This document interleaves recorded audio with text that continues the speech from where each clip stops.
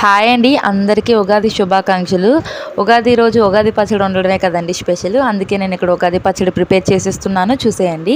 ముందుగా 2 మామిడికాయలను అయితే చిన్నగా కట్ చేసుకొని వేసుకుంటున్నాను.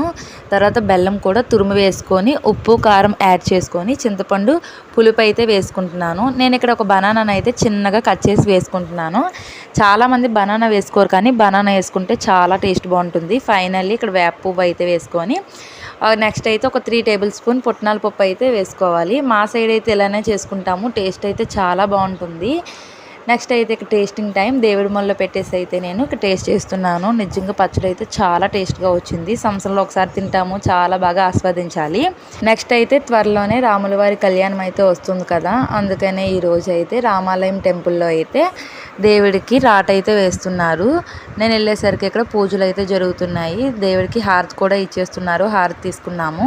రామయ్య స్వామికి మీరు కూడా దండం పెట్టేసుకోండి, అంతా మంచిగా జరగాలని. నెక్స్ట్ అయితే ఇక్కడ చిన్న స్వామి అయితే మాకు తీర్థం ఇస్తున్నారు. ఉగాది పచ్చడి తీసుకొని దండం పెట్టేసుకొని ఇంక రాట వేయడం అయిపోయింది కాబట్టి ఇంటికైతే వెళ్ళిపోయాం. Bye bye.